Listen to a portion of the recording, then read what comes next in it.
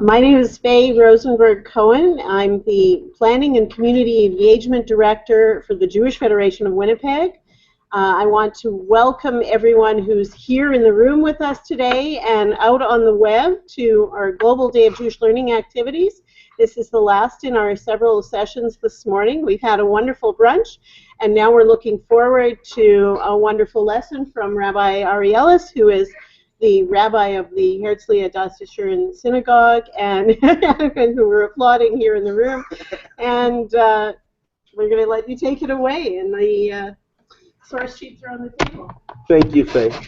Glad to be here today, and I want to welcome everyone to the Global Day of Jewish Learning, who's ever with us online, and especially those of us here with us locally here in Winnipeg. Thank you for coming out on such a beautiful Sunday morning, our first day of snow here in Winnipeg. I don't know about you, I didn't see it in the forecast, but it was a sort of bittersweet feeling this morning seeing it out there, because it's always nice to, when especially the first snow, it's all clean and white, but thinking about that it's going to be there till March is not so wonderful. So let's just put that aside. We have an hour together to learn, and I'm such a big fan of the Global Day of Jewish Learning.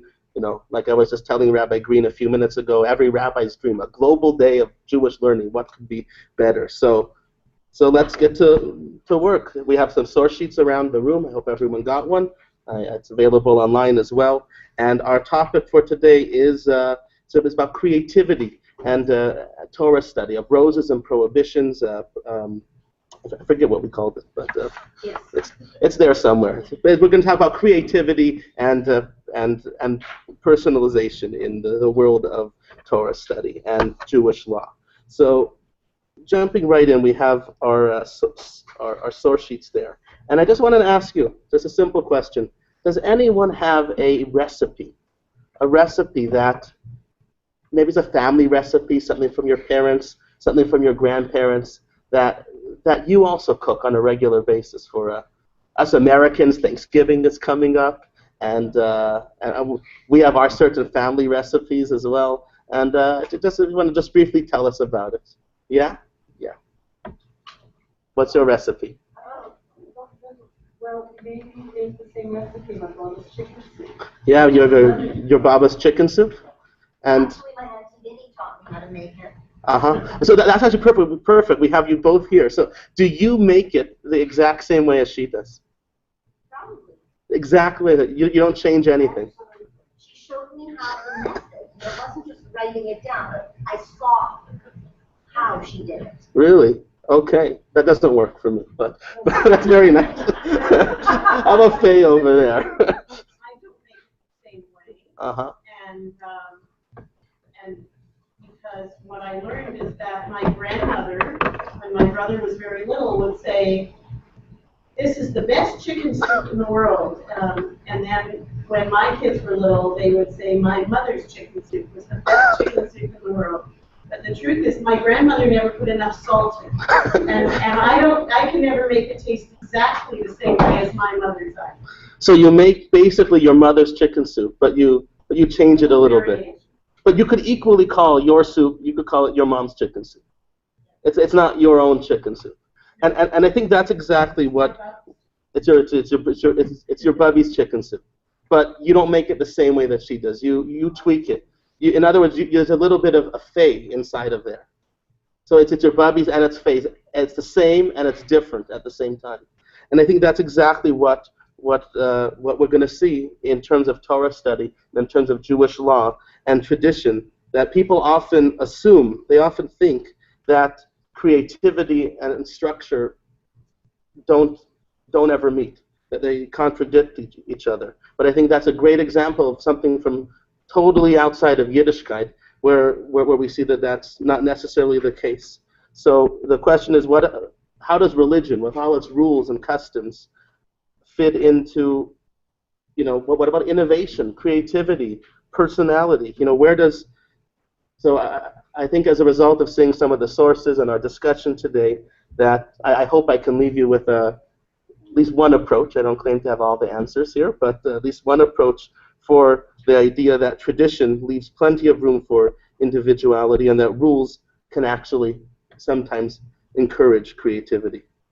So in many areas of life, whether it's cooking, think about playing sports, basketball, hockey, right? Everyone plays according to the same rules. You can't have one team playing with one rules and another team playing with another set of rules. Every team, every player follows the same set of rules. Think about music. Ever gone to the symphony? Right?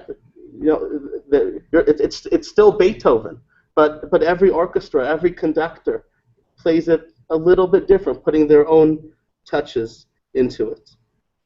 They put their own personal stamp on it within the bounds that are set.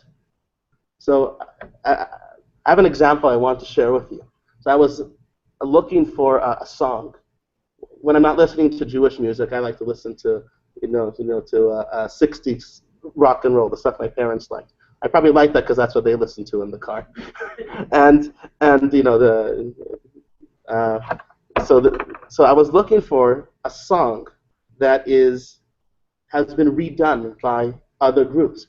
Are there any popular songs you could think of that one group came out with, another group came out with as well? Anyone? American Pie. What else? Anyone else? Yeah. So I actually looking. So I came across on Friday a list of the top 100 songs that have been redone, and I just wanted to share one of those songs with you today, and tell me if this sounds familiar or not.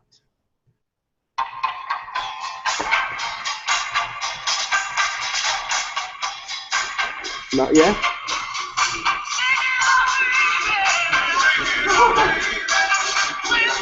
You like this one? Yeah?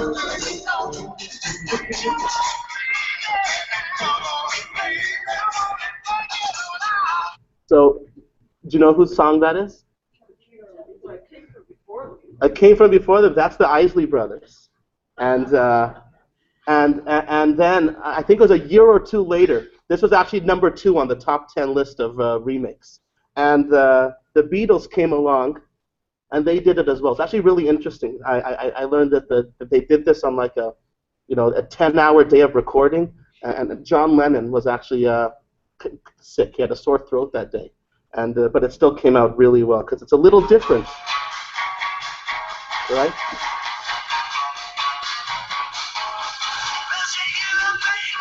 It's the same song, isn't it? Is it? But it's different.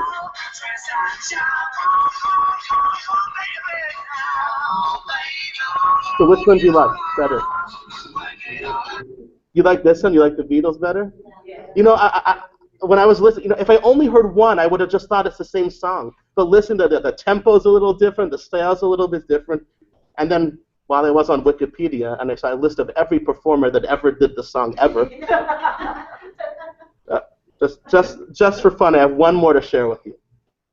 And I've never heard this one before, but just to see an example, you could take the same thing and you could, put a different spin on it. And this is the Mamas and Papas doing Twist and Shout. Doesn't even sound like the same song, does it? Take a look. Very mellow. According to Wikipedia, it's a ballad style. Not that I really know what that means. But. You like this one? I never heard this one on the car. No. Okay. You could go download these off of YouTube later too. You could do your own test. Pick any song. But it was just such a beautiful idea that you could take the same text, even the same general music, and you could turn it around and put each group, each performer can put their own self into that. So let's see if we can take our tradition, our laws, our Jewish way of life, and do the same thing with that as well.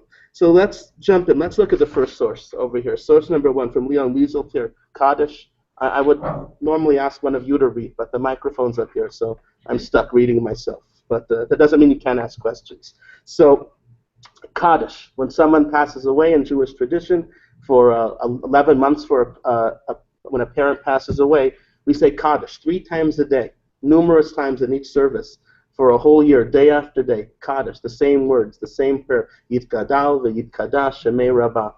And he wrote this wonderful book about his experience of saying Kaddish. I highly recommend the book. And there's this one excerpt from here. So what could be more traditional? What can be more fixed? What can be more the same than saying Kaddish every day for a year? It says here, I watch the dancers in class, and it strikes me that I can learn something about the shul from the studio. What these men and women are doing is not rote. It is practice, and there's nothing stultifying about practice. The purpose of practice is to repeat the elements of movement over and over until they are absorbed into the body, until they precede reflection, so that they may be combined and recombined as a result of reflection into the dance. The formal and spiritual breakthroughs of the dance are these combinations and recombinations. Might this also be the case with study and prayer? Day after day, week after week, month after month, year after year, the same words, the same symbols, the same themes. It's often objected against the view that creation cannot take place without tradition, that tradition frequently usurps creation, and so the diligent soul fails to fly. In the studio, however, I observe the diligent movement of these turning dancers, and yet they fly. I see that tradition must be an absorption, a second nature for creation to occur. So what do you think of that? Where does structure, where does creativity fit into the picture there? How does practice and creativity fit together? Like, isn't creativity by definition the opposite? If I practice it and do it, isn't it then not creative?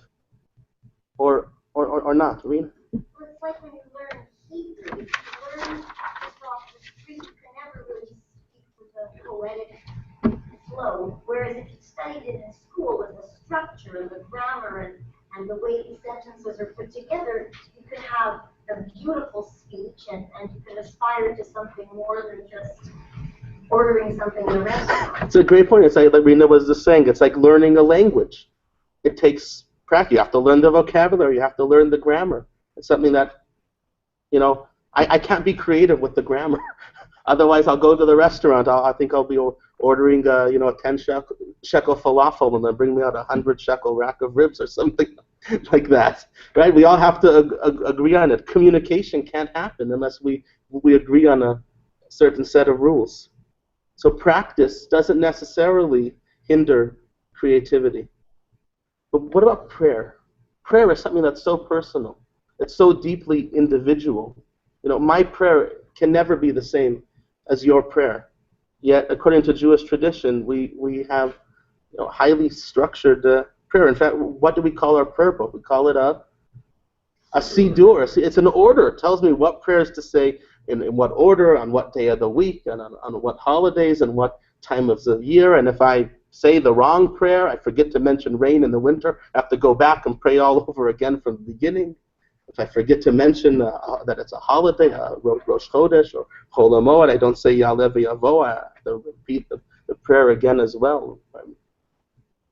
Jane? So when it comes to prayer, it leads to a question, and maybe the answer is both, but whether what is most important is to understand the prayer enough that you can think the words as you're praying them, or whether it is to get to that level that precedes reflection, where the words are coming out so automatically that it's not like verbalizing thoughts.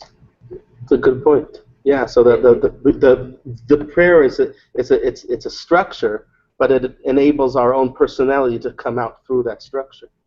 Is that no? But I'm wondering which is which. Which is which? Are we supposed to get to that precedes reflection point? Are we supposed to get to these words are my words? Oh.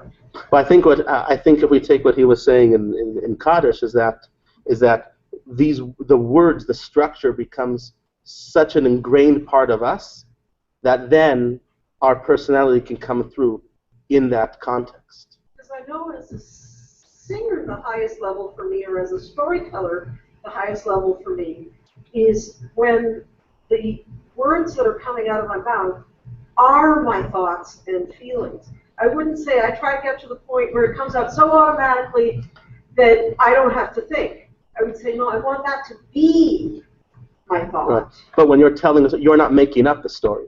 No. But the details of the story, the events, the times, the characters, are so ingrained in you. It's second nature that then you can use your own personality when you tell over the story. So I think that's the same thing as he's saying, and I think he's saying that prayer can be that same experience.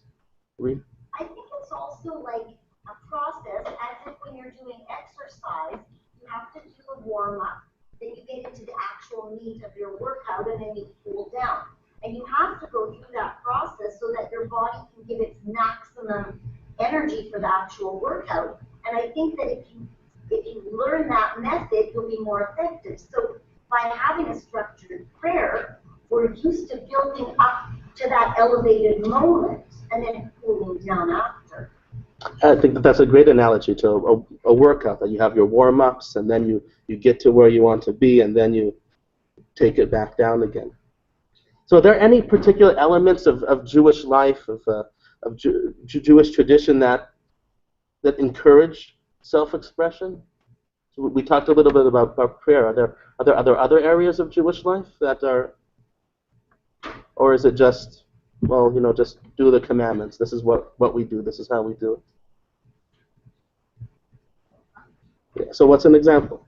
What's another element of Jewish tradition that encourages self-expression? Yeah, we talked about the Amidah this morning and how in each stage there are specific places where you add your own thoughts, where you add prayers for people who are ill, or you add your own touch to it. And part of the repetition or the doing it so often is that you are released from the words at some point in order to add your own thoughts. So we add our own words, but within a confined structure. We have 19 blessings, each one on a different theme, but within different parts we add our own personal prayer to that. I don't know, but I know when I put on my tefillin this morning, I rap 7 times, make a shin, a dalet, a yud. I didn't feel there's so much room for personal expression there, just to do it the same way, every day, the same time. Whereas in prayer, I think is a little bit different. What else is there? There's a lot more to Judaism than putting on tefillin and davening. Or just communal prayer together, saying the melodies together. It makes the prayer not just words, but a feeling. You feel the prayer. That's right. So, and I was going to get to that later, but prayer is especially a unique experience in Judaism because there's the individual and there's the communal aspect of that. We don't just pray at home by ourselves. We pray in a synagogue, at shul. We pray with a minyan as part of a community. And a great example we see is that with the Amidah itself, we first have the silent personal Amidah, and then we have the communal repetition of the Amidah as well. And practice, right? We have a comment here from online about how do you succeed through practice by repeating the same thing every day. It's move the mouse over here. It's right, by repeating the same prayers every service. Then does it become rote? Do the prayers mean the same each time? How does this affect kavanah? Is it as meaningful? From Barry in Greensboro. Yeah, so I hope we'll get to answer that. I have a note in my notes where we've only seen the first source to definitely talk about this idea of keva versus kavanah. That maybe this is a good time to talk about it. In Jewish tradition, we use the words keva and kavanah. Keva is the fixed element, that which is the same every day, and then there's the kavanah. There's the personal feelings. There's the personal expression that we add to it. And I think like in everything in Judaism, there's a golden mean. There's a middle of the road. If prayer was just an individual experience, then why would we even come together? We could just do it at our own place, in our own time, in our own way. Yet if all I'm doing is just reading the same words in the same order, the same thing every day, then that wouldn't be especially meaningful. You have to take the two and bring them together, and find the right balance. And I think one of our biggest challenges, not just with regard to prayer, with many aspects of our tradition, is finding the right balance.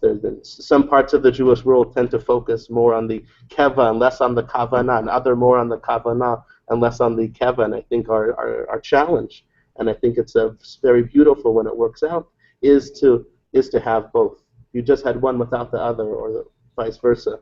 At least personally, I don't think that's really what it's all about. So one of the other areas is in Torah study or Talmud study. If you look at the Talmud, there's all kinds of new insights that people find as they study and become more insightful as to how they're going to act as Jews. Yeah. And if you look at food, look at kashrut and Jewish food, there's nothing talking about most of the Jewish foods from all of our different cultures except kashrut. That's right. So let's move on a little bit. Actually, that's going to be our sources in part 2 about Torah study. So quickly see source number 2. I think Rabbi Steinsaltz brings some very important insights here. A whole romantic world subsists on the supposition that one should cultivate spontaneity of feeling and reject all rigid, clearly defined anticipation of spiritual or emotional experience. This attitude is not restricted to the religious life and is applied to other realms of feeling as well, such as romantic emotion and artistic creativity. It informs such concepts as love at first sight or artistic inspiration. In fact, it is precisely in these other realms that one can see the illusory quality of this romantic approach. Inspiration as the primary source of artistic creativity is no more than an attractive fiction, for spontaneity plays a relatively minor role in art as it does in philosophical and scientific thinking. Creative action generally results from a combination of many factors, including subjective preparation, professional training, and a considerable amount of hard work. So not that there isn't that spark of creativity, that not that inspiration is not part of it, but a good artist also has to learn technique. A good singer also has to learn techniques. They have to learn to train their voices, and most important, practice and hard work. It just doesn't. Maybe for some people it does come out of thin air, but I think for the 99% of the rest of us, we need that practice. We need that structure. We need that framework, and within that framework, we can strive. So let's move on to Torah study. Just yesterday at shul with our junior congregation, I want to thank Harvey for doing that great session with the kids yesterday. But once again, we're back studying Breshit, the stories of Genesis and the patriarchs. We just read on Shabbat the encounter between Jacob and Esav, and so we asked the kids to look at the text and to discuss how Jacob would have felt about the situation of knowing his brother Esav is coming with 400 men. And one of the kids, and rightfully so from a certain perspective, said, "But we learned this in school. We know this already."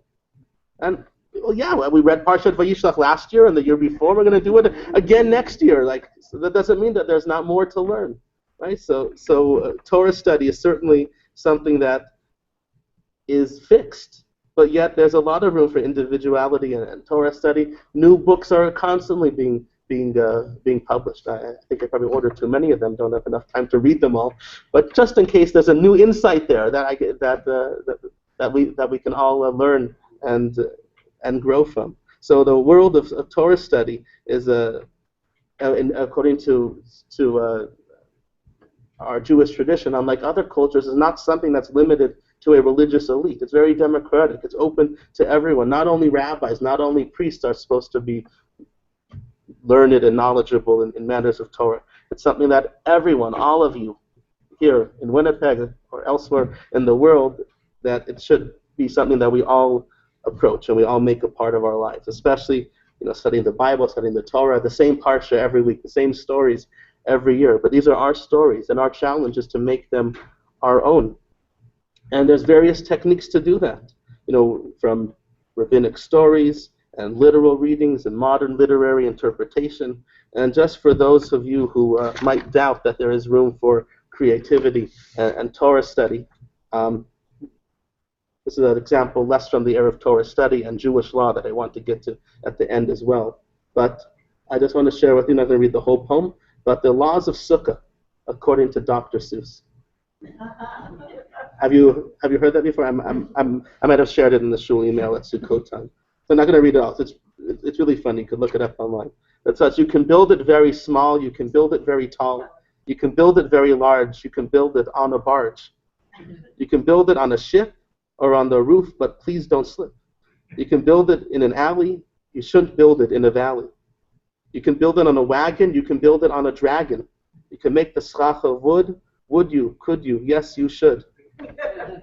And if it should be very cold, as it often is here in Winnipeg, stay there only if you're bold. So build a sukkah, one and all. Make it large or make it small. Sukkah rules are short and snappy. Enjoy sukkahs, rejoice, be happy. Goes on a little more. So what could be more creative? Taking the laws of Sukkot, right? The 4 chapters of in Masechet Sukkah, and taking the part of it that deals with laws, and taking it and putting it into rhyming verse in this spirit of Dr. Seuss. So if anyone says you can't learn Torah and be creative, well, you can. I think we can also do it in a more profound way as well.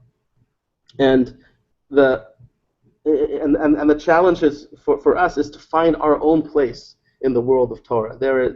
Jewish tradition is so vast. There's so many different areas of Jewish thought, Jewish law, but Mishnah, Gemara, philosophy, Jewish law.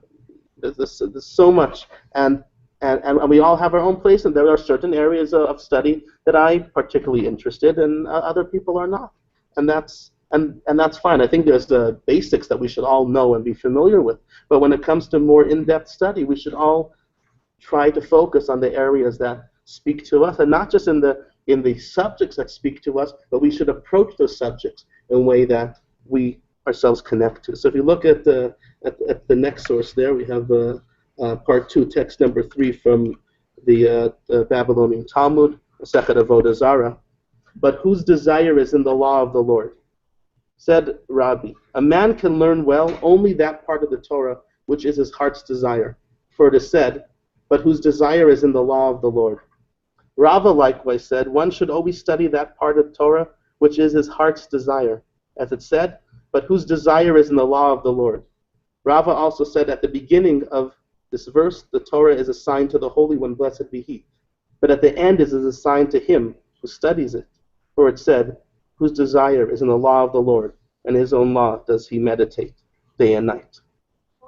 So it seems very clear that a person can really only study or learn well. I think that's a very important thing in the brackets there. Not that you can learn anything, but force yourself to, you have to learn the driving manual at some point in time. Well, most of us do. I still haven't learned all the Manitoba rules. I just gave them a California driver's license, and they gave me a Manitoba one. I only recently learned this. It's 50 kilometers unless posted otherwise.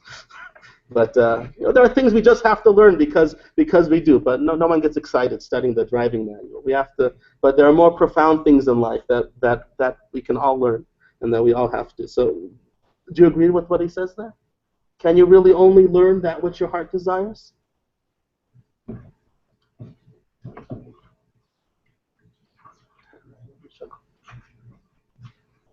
Is that true, Irina? I think in a way it is true because we all sort of sift and sort what we want. If we look at the news, for example, we take a newspaper, we always go to the section that's of interest to us. Right. Who reads the whole newspaper? Right. I never read the sports page. Right. So I think it's sort of normal. Except to see if the Dodgers or Lakers are, doing well. But frontline headlines, news from Israel, news from the States. There's just to counter that, you won't know unless you dabble. So we're just incredibly lucky here to have many teachers to learn from and to be able to learn from one another. Because it's easy to say, oh, I'll only learn what my heart desires. But if it were left up to me, I would probably only ever learn Psalms and just never bother with any other Jewish learning. Like Proverbs. Or did you look ahead to the next one? Sorry. Anyway. Yeah. Exactly, so, right? On the one hand, the teaching here is learn what your heart desires, but that's the only way to find out what your heart desires is to open yourself to lots of learning. That's right. Excellent point. So what Jane was saying is that, right, even though we all connect to different parts, our heart desires different things. Maybe I want to study Psalms, but how do I know I don't want to study Mishnah if I never learned Mishnah before? How do I know if I don't want, right? So we have to dabble in all different areas until we maybe know what our own heart's desire is. Well, sometimes it's a matter of skill. And you have to develop a skill. You sometimes don't know what your heart desires is. You haven't reached a certain level of proficiency in something. Right. So skill is important. And sometimes that's hard work. So there's certain skills involved. Right. Your heart's desire. Right. If you just open up a Talmud without ever having any background in that, you just might not have the skills to be able to really appreciate it and learn from that as well. So I think we can make a distinction here. In the world of Torah study, we say Talmud Torah keneged kulam, that the study of Torah is equal to them all, right? Of all the commandments, right? We know there's 613 commandments. Not to say that one is more or less important than the other, but we do say that Talmud Torah keneged kulam, that studying Torah is equal, is as important, is as significant as all the other commandments. But I learned from my Rabbi, from Rav Riskin, that when we talk about Talmud Torah, there's two aspects to that. There's what we might call limud Torah, a more kind of focused learning, sort of just learning the basics of Jewish life, right? To learn the laws of kashrut, to learn about Shabbat, to learn the basics of prayer, to learn the basics of how to live a Jewish life. And then when we talk about a deeper sense of Talmud Torah, that is, of taking the entirety of Torah and Jewish tradition and passing that on from one generation to the next, that maybe that's when we say that a person can only learn what their heart's desire, maybe that's talking about for that more deep, intense level of Talmud Torah. Whereas basically Limud Torah, there's things we all have to just be familiar with as educated Jews. But when it comes to say, if I'm going to spend one night a week, after a busy day and going to work and having a family, and I can only go to one of the dozens of classes that are offered throughout the community, maybe the rabbi's Thursday night Talmud class is not the one for me. And maybe what other classes? I know about my class, the Tuesday night Hebrew reading crash course. Excellent. Maybe that's something that more speaks to my heart's desire, or my heart's desire this month, or this year, or at this time in my life. So I think that no one's saying that you shouldn't dabble and shouldn't be exposed to all areas of Jewish law, but really for really deep personal growth and learning, that's something that really you can only do from the place that your heart desires. And not only that, if you turn the page, not only are we going to talk about the subject, but also it's also important to what teacher that you learn from. Also, it's important that not only do students connect with certain topics, students also connect with certain teachers as well. Look, it's text number 4. The Maharsha comments on that Gemara, and he explains, Rabbi already said above, from a place where his heart desires, meaning which tractate and work. But here it says bemakom, with a bed, meaning from the teacher that his heart desires. I might even have a particular subject or topic that I'm really into, but I can really I connect to one teacher versus another. So those are two issues we have to focus on when choosing what we learn, is what we learn, but also who we learn it from. And fascinating story, turn to page text number 5. Another example is Levi and Rabbi Shimon, son of Rabbi, were once sitting before Rabbi and were expounding a part of Scripture. When the book was concluded, Levi said, "Let the book of Proverbs now be brought in." Rabbi Shimon, the son of Rabbi, however, said, "Let the Psalms be brought in." That's what I was saying. Right? So they finished learning whatever they were learning. Time to move on. Should we learn Psalms or should we learn Proverbs? And Levi having been overruled, the Psalms were brought in, and they came to this verse, "But whose desire is in the law of the Lord?" Rabbi offered his comment, "One can only learn well that part of the Torah which is his heart's desire." When upon Levi remarked, "Rabbi, you have given me the right to rise," right? Well, it's almost right. You can only learn with your heart. I want to learn Proverbs. We're doing Psalms. And so so he's going to go get up and find himself a Proverbs class? Now, I doubt that he actually got up and left. I think he was just making a clever point. Perhaps it's even interesting that we're learning Psalms, and in Psalms is the source that which we learn the importance of that you can only learn what your heart desires. That's, I think, a very poignant point there. But have you ever been asked or had to study something that maybe didn't interest you? There's some high school students back there. Yeah, Julia and Hannah. Yeah, right. You have to graduate. You have to. I mean, you don't have to tell me, but is there a particular maybe high school class that you have to take to graduate, but not really so into? No. Well, you're such good students, right? But you can imagine such a thing. Maybe not everyone's a math person, but you have to take basic math and science. Not everyone. I'm not a literature person. I never liked English lit in college or in high school or in college.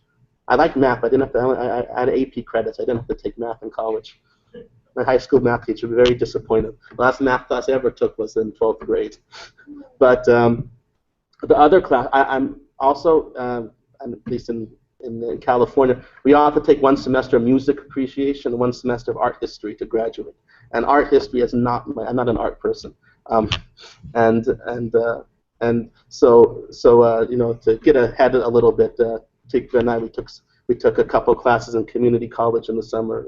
We were able to graduate a year early. And one of the classes we took, because community college is not as serious as regular university, we took that art history class. And actually, it was actually pretty good. We had a really good graduate student who was teaching that class. Kind of got a sense of appreciation for it, but really not my favorite topic. Looking at all those naked statues of Greek men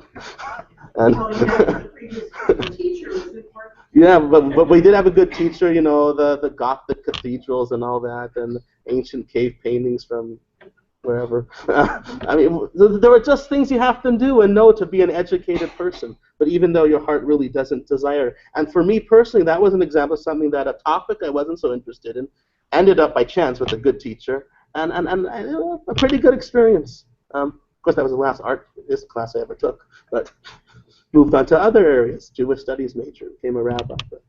So maybe learning things that you're not so interested in isn't such a terrible thing. It broadens your horizons. Maybe you like Rena was saying, you don't know what you don't like unless you try it. So let's move on a little bit too. So there's another source here. We mentioned about the source here. The rabbis taught. It's text number 6. The rabbis taught, once Rabbi Jonathan, son of Broka, and Rabbi Elazar, the son of Hasma, went to visit Rabbi Yeshua in the city of Pekin, and he asked them, "What is new today in the house of learning?" They answered him, "We are your disciples, and we drink your waters." In other words, You tell us. you tell us, right. You're the teacher. We're just the students. What are you asking us? And they want to be totally passive. Exactly. They don't want to put in any effort. Just rabbis teach, teachers teach, and students learn. And the teacher's asking his students to teach him something. He responded, "Nevertheless, it's impossible for a session to pass without some novel teaching. Tell me, whose Sabbath was it? By whose week was it to give the lecture?" They said Rabbi Elazar ben Azariah. And on what theme did he lecture? On the portion of assembly, on the subject of the mitzvah of Hakel. Very, very long story. Whose week is it? Come to my Thursday night Gemara class. We'll talk about that there. But basically, what he was saying is that ein beit midrash belo chidush. There's no studying without innovation. That teachers learn as much from their students as students learn from their teachers. I see that teaching in the high school here, and it's a wonderful experience to learn from your students, to hear insights that they had that you would have never thought of. Unlike the kids on Shabbat mornings that, we already learned about Jacob and Esav in school. So, Shivim panim la Torah. There's 70 faces to the Torah. There's always more to learn. There's another perspective that you could look at it from. There's another commentary. I think another thing I remember Rav Riskin was telling us that every year that when he studies the weekly parsha, he goes through it with another commentary. every year. You know, one year with the Rashi, another year with the Ramban, another with the Rashbam, another year with the Or HaChaim, and there's always more to learn. There's always new and novel insights. Yeah, Jane? Oh, I'm hearing another reading in Yes, please. component here, which I hope is relevant. That's exactly what we're learning about this. The rabbi says to his students, what did you learn where you were? And they say, oh no, we're your students. We drink your waters. And he said, no, you had learned somewhere else. There must have been something there that you're not hearing from me. There must have been something that you got from that teacher. So dig around a little in your memory. What did that teacher give you that you might not have got here? Yeah. Also, as a teacher, sometimes I don't often get the opportunity to be a student. So I'm always very excited when I could hear something different and learn from someone, that someone could tell me what they heard in Rabbi Green or Cantor Master session this morning, because I was with the kids at the PJ Library program this morning. So this is just a great example just of two different chidushim that we can learn from this one text that talk about the importance of chidush, the importance of finding creative approaches within our tradition, and the last point here on this topic that Shlomo Karmi brings is the distinction between originality and creativity, and this, when I was going through the source sheet and deciding that this is what I wanted to speak about today, I think this was the number one point that I wanted to bring this today, and that he basically says that originality and creativity, while related, are different.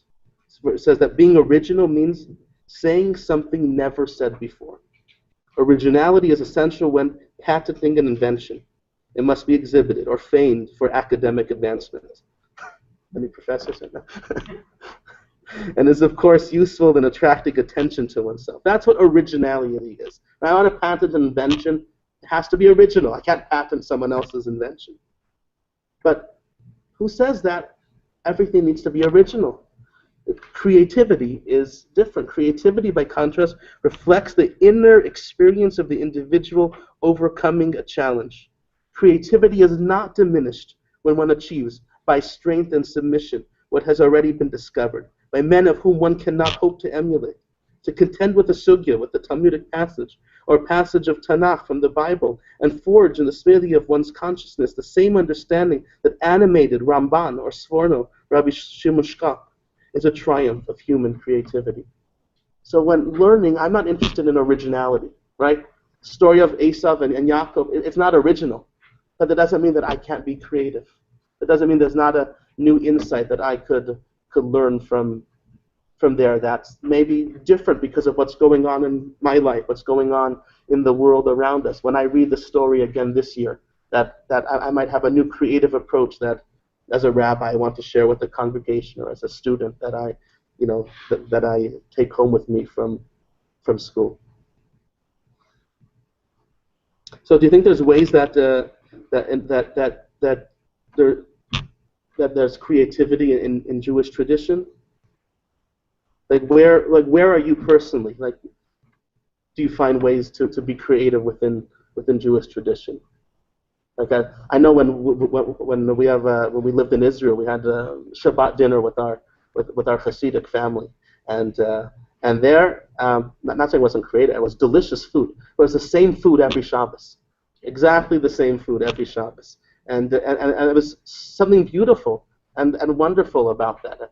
But at the same time, when we make our own Shabbos, and we've had the experience of not only serving tacos for the first time on Shabbat to someone, but having served them tacos for the first time in their life. I guess that's not such a big Winnipeg thing here. And we think it's a great. Why not have fun food on Shabbat? We don't have to have roast chicken and potato. I mean, for drive my Zadie crazy. He didn't appreciate that so much. He liked it to be the same every week. But that's maybe a little bit how we bring ourselves into something that's traditional, that's the same every week, bringing our own approach to Shabbat. One of the places I think personally where I think there's a tremendous amount of room for creativity is the Pesach Seder. right? Again, it's the same 14 steps. It's seder. Seder means order. You have to drink the first cup. You have to tell the story, and only then do you get to eat. You have to say Hallel and Birkat Hamazon. But within that, there's lots of room for creativity, personal expression. That leads exactly where I was hoping to go with something that you said in response to the previous text about perspective. The Seder is a prime example because most of us are lucky enough to come to the Seder first as a child. And then when you are an adult and either you have children or your family or friends have children, the Seder takes on a completely different meaning. And then when my mother was in her 70s, she told us this incredible experience. She sat at our Seder table and she said, do you know what I'm seeing right now? The room just filled with spirits. It's exactly like a Chagall painting, except for what I'm seeing flying in the sky is my mother and my father and my grandmother.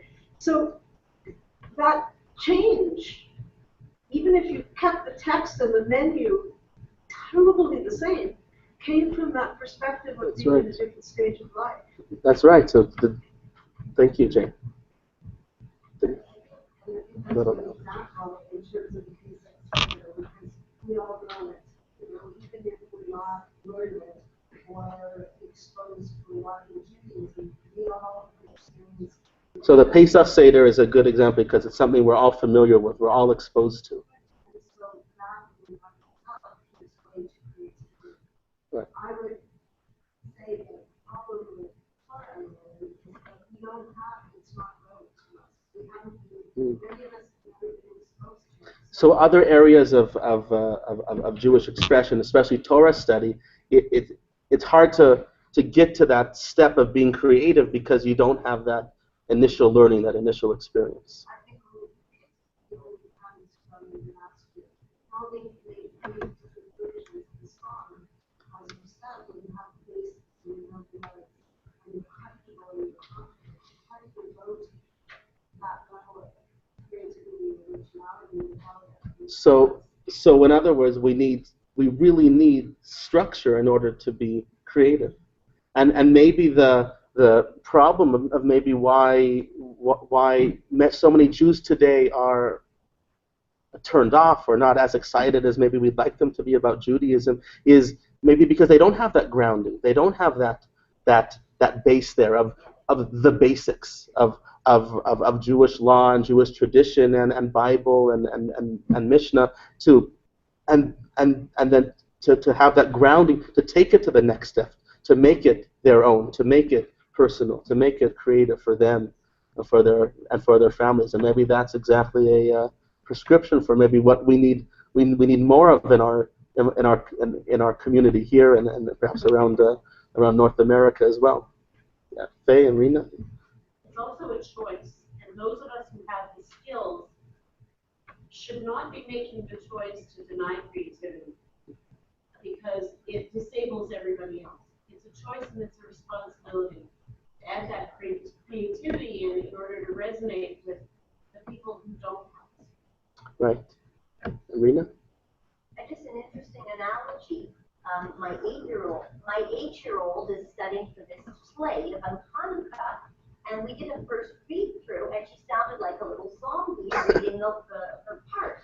After 2 or 3 readings, all of a sudden the thing came alive, and she was creative with it. And for me, it's like a perfect example how that's in the tefillah, and she was singing with it. Right. It's a whole different feeling. Right. The first time you see these new words, or the Zmirot on Friday night are, have so many words, so many stanzas to them, and some of them even in Aramaic too. But once you master them, it's one of the highlights of Shabbat. When we have these communal Shabbat dinners together, or the NCSY Shabbaton last week in Minneapolis, singing together with dozens or 100, 150 other people, these same words that are the same words that our parents and our grandparents sang, and hopefully our children and grandchildren will as well. And with new melodies and new styles and new little quirks and new little jokes that we have, and So whereas the conventional wisdom might be on the street, that creativity and tradition are enemies, as really when we stop to think about it, that structure and Jewish tradition is actually a vehicle within to express our creativity, not just as individuals, but especially when we take the communal aspect to it. The idea that we want to be part of the Jewish experience that connects us with our past and our future, and with Jews all over the world. What a beautiful and wonderful experience. I could go into any shul anywhere in the world, and they will, most parts of the service might even be the same melody. The very few variations on how we sing Shema Yisrael, or Vayehi bin Soa Aron, or Aleinu. Yet every place has different melodies for Kel Adon and for Adon Olam in different parts.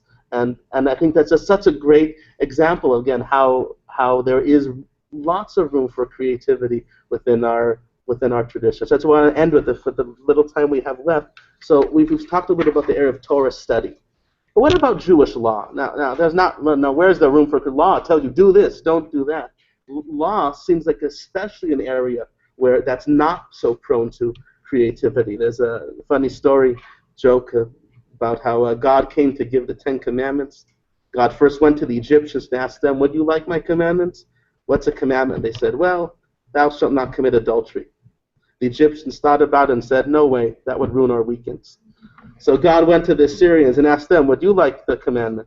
They said, what's a commandment? Well, God said, thou shalt not steal. The Assyrians immediately replied, no way, that would ruin our economy. So finally God went to the Jews and asked them if they wanted a commandment. They asked, how much? God said, they're free. The Jews said, great, we'll take 10.